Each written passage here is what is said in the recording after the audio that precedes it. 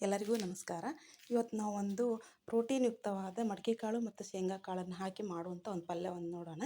ಅದಕ್ಕೆ ಬೇಕಾಗಿರುವಂಥ ಸಾಮಗ್ರಿಗಳು: ಹಸಿಮೆಣಸಿಕಾಯಿ, ಕೊಬ್ಬರಿ, ಕೊತ್ತಂಬರಿ, ಕರಿಬೇವು, ಸ್ವಲ್ಪ ಬೆಲ್ಲ, ಜೀರಿಗೆ, ಸಾಸಿವೆ, ಅರಿಶಿಣ ಪುಡಿ, ಈರುಳ್ಳಿ, ಇಂಗು, ಸ್ವಲ್ಪ ಟೊಮೆಟೊ, ಹಾಗೆ ಸ್ವಲ್ಪ ಗುರೆಳ್ಳು ಪುಡಿ ಅಂತೂ ಬೇಕೇ ಬೇಕು. ಮುಖ್ಯವಾಗಿದ್ದು ಮಡಿಕೆ ಕಾಳು ಮತ್ತು ಶೇಂಗಾ ಕಾಳು ಇವೆಲ್ಲವನ್ನು ಹಾಕಿ ಒಂದು ಪ್ರೋಟೀನ್ ಯುಕ್ತವಾದ ಒಂದು ರೊಟ್ಟಿಗೆ ತಿನ್ನುವಂಥ ಒಂದು ಉತ್ತರ ಕರ್ನಾಟಕದ ಸ್ಪೆಷಲ್ ಮಡಿಕೆ ಕಾಳಿನ ಪಲ್ಯ ಇದು. ಇದನ್ನು ಮಾಡಿ ನೋಡೋಣ ಬನ್ನಿ. ಮೊದಲು ಹಸಿಮೆಣಸಿಕಾಯನ್ನು ಚೆನ್ನಾಗಿ ಹುರ್ಕೋಬೇಕು. ಸ್ವಲ್ಪ ಮೆತ್ತಗಾಗೋ ಥರ ಹುರ್ಕೋಬೇಕು. ಅದನ್ನು ಹುರ್ಕೊಂಡಾದ್ಮೇಲೆ ಅದನ್ನು ಮಿಕ್ಸಿ ಮಾಡ್ಕೋಬೇಕು. ಆಮೇಲೆ ಅದಕ್ಕೆ ಹಾಕಬೇಕಾಗಿರೋದು ಸ್ವಲ್ಪ ಬೆಳ್ಳುಳ್ಳಿ, ಸ್ವಲ್ಪ ಕೊತ್ತಂಬರಿ, ಸ್ವಲ್ಪ ಕರಿಬೇವು, ಅವನ್ನೆಲ್ಲ ಹಾಕಿ ಮಿಕ್ಸಿ ಮಾಡ್ಕೋಬೇಕು ಅದನ್ನು. ಹಾಗೆ ಕೊಬ್ಬರಿನೂ ಅದರಲ್ಲಿ ಹಾಕಿಬಿಡ್ಬೇಕು. ಸ್ವಲ್ಪ ಉಪ್ಪು ಹಾಕಬೇಕು ಜೊತೆಗೇ. ಯಾಕಂದರೆ ಹಸಿಮೆಣ್ಸಿಕಾಯಿ ಅದನ್ನ ಸ್ವಲ್ಪ ಹಸಿಮೆಣ್ಸಿಕಾಯಿನ ಹಾಗೆ ಮಿಕ್ಸಿ ಮಾಡಬಾರ್ದು. ಸ್ವಲ್ಪನಾದರೂ ಉಪ್ಪು ಹಾಕಿದರೆ ಮಾತ್ರ ಅದರ ಇದು ಚೆನ್ನಾಗಿ ಬರುತ್ತೆ. ಯಾಕಂದರೆ ಇಲ್ಲಾಂದರೆ ಅದು ವಿಷ ಗರ್ದಂಗೆ ಆಗಿಬಿಡುತ್ತಂತೆ. ನಮ್ಮಮ್ಮ ಎಲ್ಲ ಹೇಳೋರು ಅದನ್ನ ಹಾಗೆ ಮಿಕ್ಸಿ ಮಾಡಬಾರ್ದಂತೆ. ಅವಾಗೆಲ್ಲ ಮಿಕ್ಸಿ ಇರಲಿಲ್ಲ, ಕುಟ್ತಿದ್ವಿ. ಆದ್ರೂ ಕುಟ್ಟಬೇಕಾದ್ರೂ ಹೇಳೋರು ಅವರು, ಮೆಣಸಿಕಾಯಿಗೆ ಸ್ವಲ್ಪ ಉಪ್ಪು ಹಾಕ್ಕೊಂಡೇ ಕುಟ್ರಿ ಅಂತ ಹೇಳೋರು. ಅದಕ್ಕೆ ನಾವು ಇವಾಗಲಾದರೂ ಮಿಕ್ಸಿ ಮಾಡಿದ್ರೂ ಸಮ ಅದಕ್ಕೆ ನಾನು ಉಪ್ಪು ಹಾಕ್ಕೊಂಡೇ ಮಿಕ್ಸಿ ಮಾಡೋದು. ಅದನ್ನು ಸ್ವಲ್ಪ ಮಿಕ್ಸಿ ಮಾಡ್ಕೊಂಡು ಒಂದು ಕಡೆಗೆ ಇಟ್ಕೊಳ್ಳೋಣ. ಈ ಕಡೆ ಒಗ್ಗರಣೆಗೆ ಹಾಕ್ಕೊಳ್ಳೋಣ.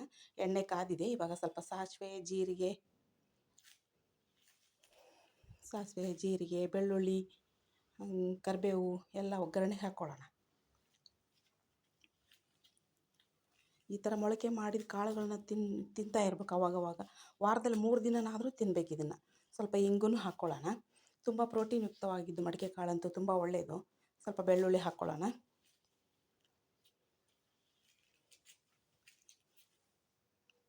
ಅದು ಚೆನ್ನಾಗಿ ಒಂದು ಸ್ವಲ್ಪ ಎಣ್ಣೆಯಲ್ಲಿ ಬೆಳ್ಳುಳ್ಳಿ, ಕರಿಬೇವು ಎಲ್ಲ ಘಮ ಬಿಟ್ಕೋಬೇಕು. ಅದಾದ ತಕ್ಷಣ ಹಾಗೆ ಈರುಳ್ಳಿನೂ ಹಾಕಿಬಿಡೋಣ. ಈರುಳ್ಳಿ ಹಾಕಿದಾದ್ಮೇಲೆ ಅದು ಸ್ವಲ್ಪ ಎಣ್ಣೆಯಲ್ಲಿ ಕಲರ್ ಬಿಟ್ಕೋಬೇಕು. ಅದು ಸ್ವಲ್ಪ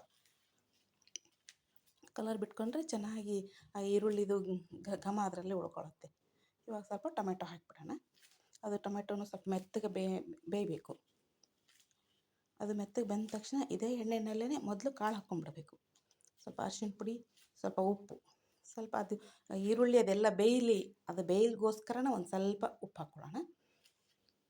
ಅದು ಈರುಳ್ಳಿ, ಟೊಮೊಟೊ ಎಲ್ಲ ಫುಲ್ ಒಂಥರ ಮೆತ್ತಗೆ ಬೆಂದ್ಕೊಳ್ಳುತ್ತೆ. ಈಗ ಅದರೊಳಗೆ ಅದು ಬೆಂದಿದ ತಕ್ಷಣ ಈ ಮಡಿಕೆ ಕಾಳನ್ನು ಅದರೊಳಗೆ ಹಾಕಿಬಿಡೋಣ. ತುಂಬ ಟೇಸ್ಟಿಯಾಗಿ ಬರುತ್ತೆ. ಈ ಥರ ಎಣ್ಣೆಯಲ್ಲಿ ಮೊದಲು ಬೇಯಬೇಕದು. ನಾವು ಮೇಲೆ ಕೆಳಗೆ ಮಾಡಿ ಅದನ್ನು ಚೆನ್ನಾಗಿ ಕಲಿಸ್ಬಿಟ್ರೆ ಅದು ಚೆನ್ನಾಗಿ ಒಂದು ಸ್ವಲ್ಪ ಬೆಂದ್ಕೊಳ್ಳುತ್ತೆ. ಹಾಗೆ ಶೇಂಗಾ ಬೀಜನೂ ಇದರಲ್ಲಿ ಹಾಕಿಬಿಡೋಣ. ಶೇಂಗಾ ಬೀಜ ಅದು ಎರಡು ಮಿಕ್ಸ್ ಆಗಿ ಅದರದ್ದು ರಸ ಎಲ್ಲ ಬಿಟ್ಕೊಂಡು ಎಣ್ಣೆಯಲ್ಲಿ ಚೆನ್ನಾಗಿ ಬಾಡಿಸ್ಬೇಕು. ಅದನ್ನು ಸ್ವಲ್ಪ ಹೊತ್ತು ಮುಚ್ಚಿಟ್ಬಿಡ್ಬೇಕು ಹಾಗೆ.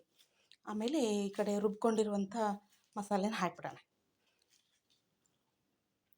ಅದನ್ನು ಸ್ವಲ್ಪ ಮಿಕ್ಸ್ ಮಾಡೋಣ. ಮಸಾಲೆ ಎಲ್ಲ ಕಾಳಿನೊಳಗೆ ಮಿಕ್ಸ್ ಆಗಬೇಕದು.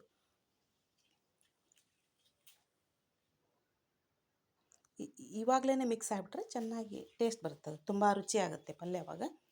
ಆಮೇಲೆ ಅದು ಮಿಕ್ಸಿನೂ ಸ್ವಲ್ಪ ತೊಳೆದ್ಬಿಟ್ಟು ಹಾಕಿಬಿಡೋಣ. ಮಿಕ್ಸಿ ಒಳಗಿಂದು ವೇಸ್ಟ್ ಮಾಡೋದು ಬೇಡ. ಅದಕ್ಕೆ ಸ್ವಲ್ಪ ನೀರು ಹಾಕಿ ಅಲ್ಲಾಡಿಸ್ಬಿಟ್ಟು ಹಾಕಿಬಿಡೋಣ. ಅದನ್ನು ಚೆನ್ನಾಗಿ ಬೆಂದ್ಕೋಬೇಕು. ಆಮೇಲೆ ನಮಗೆ ಎಷ್ಟು ಬೇಕೋ ಅಷ್ಟು ನೀರು ಹಾಕ್ಕೋಬೋದು. ಇದನ್ನು ಸಾರಿಗೆ ಇದನ್ನು ರೊಟ್ಟಿಗೆ, ಅನ್ನಕ್ಕೆ, ಚಪಾತಿಗೆ ಎಲ್ಲದಕ್ಕೂ ತುಂಬ ಚೆನ್ನಾಗಿರ್ತೈತಿ. ಸ್ವಲ್ಪ ಬೆಲ್ಲ ಹಾಕಿಬಿಡ್ಬೇಕು ಇವಾಗ. ಅದು ಬೆಲ್ಲ ಹಾಕಿದಾದ್ಮೇಲೆ ಸ್ವಲ್ಪ ಬೆಲ್ಲ ಮತ್ತೊಂದು ಸಲ ಮಿಕ್ಸ್ ಮಾಡಿ ಅದನ್ನು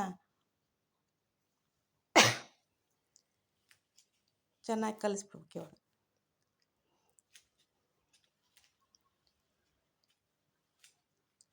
ಇವಾಗ ಸ್ವಲ್ಪ ಗುರೆಳ್ಳು ಪುಡಿ ಹಾಕಿಬಿಡ್ಬೇಕು. ಗುರೆಳ್ಳು ಪುಡಿನ ಹಾಕಿ ಈ ಪಲ್ಯಕ್ಕೆ ಗುರೆಳ್ಳು ಪುಡಿ ಭಾಳ ಇಂಪಾರ್ಟೆಂಟ್. ಭಾಳ ಟೇಸ್ಟ್ ಕೊಡುತ್ತದೆ ಇದಕ್ಕೆ. ಅದಕ್ಕೆ ಒಂದು ಗುರೆಳ್ಳು ಪುಡಿ ಹಾಕಲೇಬೇಕು ನಾವು. ನಮ್ಮ ಉತ್ತರ ಕರ್ನಾಟಕದೊಳಗೆ ಎಲ್ಲದಕ್ಕೂ ಗುರೆಳ್ಳು ಪುಡಿ ಹಾಕ್ತಾನೆ ಇರ್ತೀವಿ. ನೋಡಿ ಇವಾಗೆಲ್ಲ ನಮಗೆ ಎಷ್ಟು ಬೇಕೋ ನೀರು ಕನ್ಸಿಸ್ಟೆನ್ಸಿ ನೋಡಿಕೊಂಡು ಅದನ್ನು ಅದಕ್ಕೆ ಹಾಕ್ಕೋಬೇಕು. ತುಂಬ ಚೆನ್ನಾಗಿ ಬರುತ್ತೆ ಅವಾಗ. ಥ್ಯಾಂಕ್ ಯು ನೋಡಿದ್ದಕ್ಕೆ.